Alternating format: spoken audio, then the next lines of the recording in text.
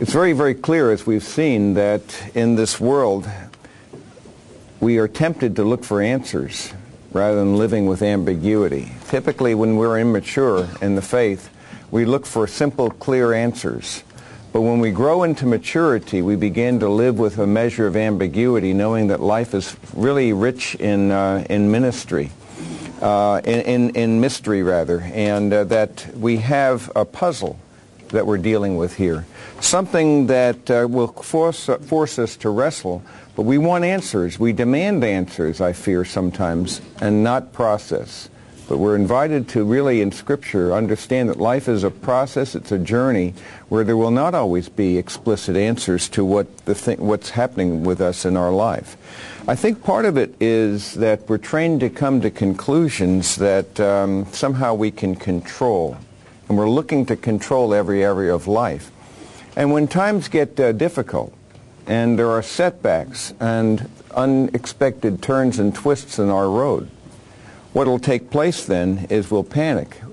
It'll force us to realize that we never were in control, and that control was an illusion.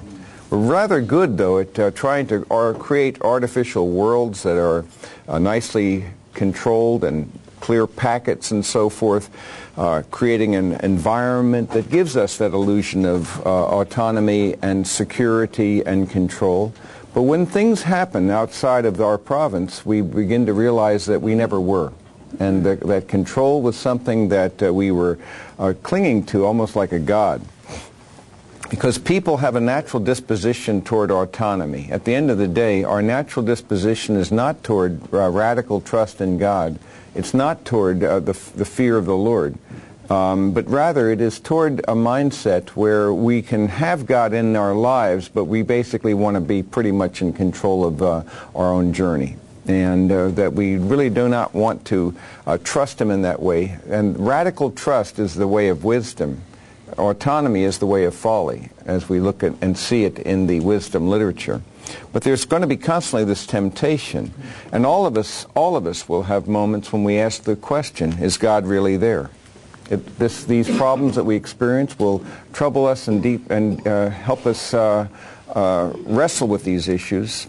We will be troubled, and we will go through turmoil, and really we'll see that evil and suffering is a mystery in this world, that a puzzle, that the typical questions that we have will not always be answered in the way we would like. And this is just an issue that we have to deal with. So we all, I think, long for security. We all long for certainty. We long for our questions to be fulfilled in this world. But what we discover is that the life of faith involves living the questions, and that we have to live the questions without expecting the answers in this brief sojourn. We have perspectives in Scripture. We have principles in Scripture. But at the end of the day, like Job, we'll find ourselves in times wrestling with Him as to what is going on. Now, our call, like Job, though, is, even though we wrestle with God, but like Job, we do not abandon Him. Job never abandoned his trust in God. He just couldn't understand Him. And so he wanted to have some kind of an umpire, some kind of an arbiter. He wanted to be able to present his case to God. But he never denied God's existence or his reality. He just was trying to figure out what was going on. Because he, unlike us, didn't have the opportunity to read chapters 1 and 2.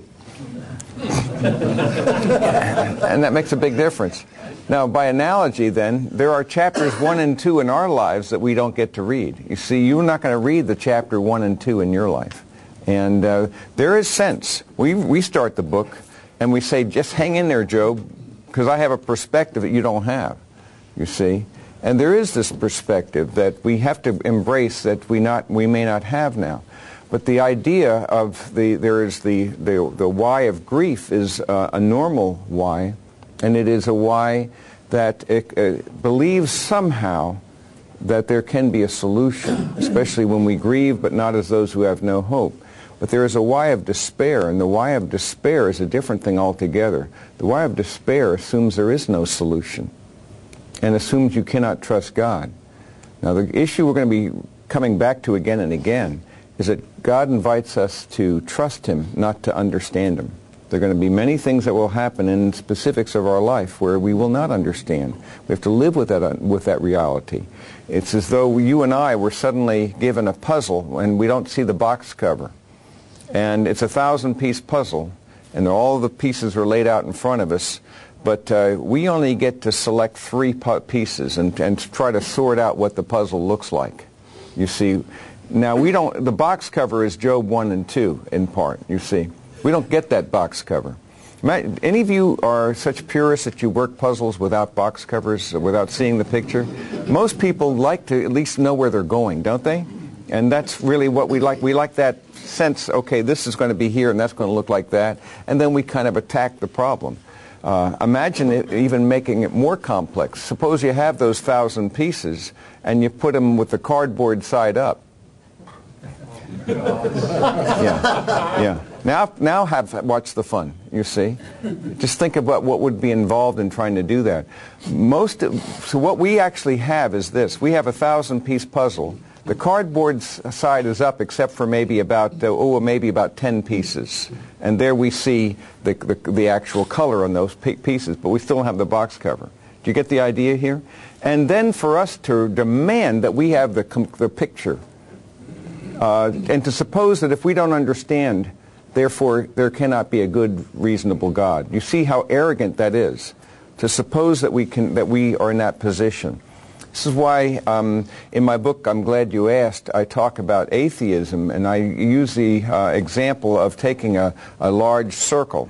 And suppose you have a circle that's about 2 feet in diameter, and that circle represents all of knowledge. The question would be, how big would you represent your knowledge relative to all of knowledge? Okay, how big a spot would you put in there? Unless you're a complete egotist, it wouldn't be more than a pinpoint, you see, because we hardly know anything. And in fact, the more we know, the less we know, in the sense that the best scholars that I know are the scholars who have learned enough to understand how little they know. It takes a certain measure of knowledge to realize your ignorance. That seems strange, but there it is. That's why, again, I like to describe education. Remember when you were in college, you knew more than when you graduated than you'd ever know before or since. Am I right about that? You thought you had everything pretty well packaged together. But true education is a movement from cocksure ignorance to thoughtful uncertainty. That's really that's what education involves there. You're so arrogant but you were ignorant. But now you become thoughtful in your uncertainty, and you realize, though, that the ultimate difference between those who seek God and those who do not is going to be whether we embrace the idea that in the mind of God there are answers. And that what appears to us to be mysterious, when we see the Scriptures, we begin to see some answers. And that we cannot fully understand how they all work together. But it's my job not to answer the problem of evil, but at least to give you biblical perspectives that we can use as linchpins to help us wrestle with issues, so that when we encounter them, it's not as though it's the first time we've seen them. And this is a very important way of looking at life. So life is really not so much meant to be understood as it is to be lived out, is really how I'm seeing this. And I want to talk very briefly, this is the part that I have to discuss about the problem of evil. It's more the philosophical problem of evil. I'm not going to spend a lot of time on this and bore you, but there are 2 real issues. There's the philosophical problem of evil. How did evil get caused? When is it going to stop? And so forth. And then there's another kind of problem. It's the personal problem of suffering. And those have different approaches. The philosophical problem of evil, I do believe the Scriptures at least give us some insights, and I want to share those with you. We only really have a few basic options when we look at it. Basically, the objection that atheists have used over the years has been something along these lines. If God is all-powerful, He can prevent evil from happening. Would you agree? If God is all-loving, He would want to prevent all evil from happening. Would that make sense? Evil exists.